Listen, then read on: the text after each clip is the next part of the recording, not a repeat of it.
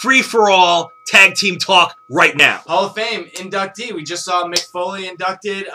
Rumor is that Kamala's the next inductee, which is absurd in many different reasons. I know why they're inducting him. The guy just lost his legs to diabetes, so they're going to wheel his big fat ass out. But truth be told, Kamala has for the past couple of years bashed WWE and all of their officials. And New Jack and a lot of the old wrestlers have gone on and say Vince McMahon is a racist. They must have been listening to Professor S's commentary on this show. And the fact that he's not going to get a nod. Kamala has wrestled for 30, almost 40 years, as long as Flair, without any of the accolades or championships. But WWE always puts in an old-time wrestler like this, like a Johnny Rodz. These guys, you're not quite sure what the hell they're doing in the Hall of Fame, but they clearly have had an impact in the world of wrestling. So, I don't even know why I'm tagging you, but who belongs? Who wouldn't want to tag me? Eve. Who belongs in the Hall of Fame? Who belongs in the Hall of Fame? That's really simple. Let's just knock Macho Man off the list. And why? Because you know he's not going to be in the Hall of Fame, or he doesn't deserve to be in the Hall of Fame. Because I know he's not going to be. If there's anybody who's not in the Hall of Fame already who deserves it the most, it would be Macho Man. I agree, 100%. The Macho Man belongs to be there. There's a couple other guys that still have the possibility of making the Hall of Fame, but for not being in wrestling and should have already been in the Hall of Fame, Macho Man to me is the first person that always comes in my mind. He's the Pete Rose. And Pete Rose is in the WWE Hall of Fame, and neither is the Macho Man. But who should be there besides Macho Man? There's arguments for Ultimate Warrior. He clearly was a huge impact for a time in the WWE. Maybe not the longevity of definitely not the Macho Man or the impact of the Mick Foley, but when he was there, I think he'd be a fan favorite, and people would go nuts if they inducted the Ultimate Warrior. I think that's unarguable. I don't think anybody can argue that. He helped put wrestling into the forefront. Without him, Hogan isn't as cool. Macho Man isn't as cool at that time because he was that one of the ultimate guys that nobody could get over. He was huge. He was huge. Yeah, I think he deserves it. Another person I think that deserves it is Brian Pillman. Nobody will talk about this, and this guy ushered in the Attitude Era practically. He jumped on the commentary booth and started getting really edgy before there was really edgy. And he was one of those guys from the dungeon that were part of the Attitude Era, and unfortunately we lost them at an early age. But then, speaking of which, another person we lost at an early age from the Hart dungeon, Hart family, Owen Hart. Blue Blazer. And with Brett being inducted, I don't know if they're looking at Owen's lack of history. The fact is, he died in the ring. He died in a WWF ring. But no. He still would be around. He would be inducted if he lived. If you sliced out the whole death and the whole controversy, they're not going to. And you just look at his whole entire career from tag teaming with Coco Beware. Just think about how awesome his career was, how solid he was in the ring.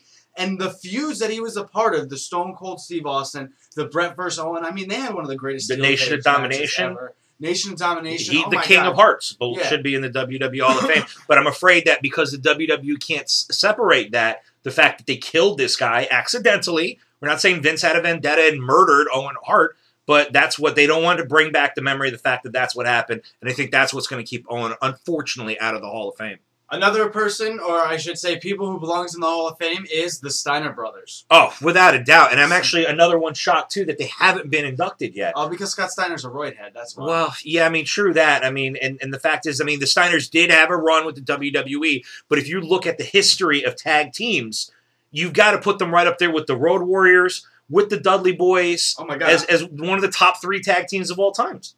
I mean, I won't say top 3 because Edge and Christian are definitely more of a better, like, my kind of tag team. Yeah, and Edge is in the WWE Hall of Fame as individual, and I'm sure Christian will be one day as well. I think that's debatable. Not necessarily, I wouldn't argue it, but I could see why people would argue that. 0 main events. Very few title reigns. It doesn't, I don't think that really matters. I think that you're talking about the input and the impact they've had on wrestling, like a Kamala, like a Johnny Rodz. Another wrestler, too, who did not hold a lot of titles, but I thought had a really huge impact, especially as a character and a crowd favorite, is Jake the Snake Roberts. I know you're saying Steiner's a roid head. We know Roberts is a crackhead, so they're not going to put him in there right away. Jake the Snake Roberts is now clean and sober doing DDP yoga. All right, maybe he's putting the DDT in the DDP. Another person with chemical problems who should be inducted, maybe not yet, maybe if he does clean up, is Scott Hall. Absolutely. Scott Hall. I mean, think about his character changes. I mean, outside of keeping the accent going to WCW, It didn't last very long. hey, Chico. I mean, he was awesome, and he was really good ring technician. He part of some of the more memorable matches in WWE and WCW. Very little to no run in TNA. He was shooting heroin straight to his brain at that point. Oh, jeez. I mean, I don't know if that's a true statement. I'm just saying.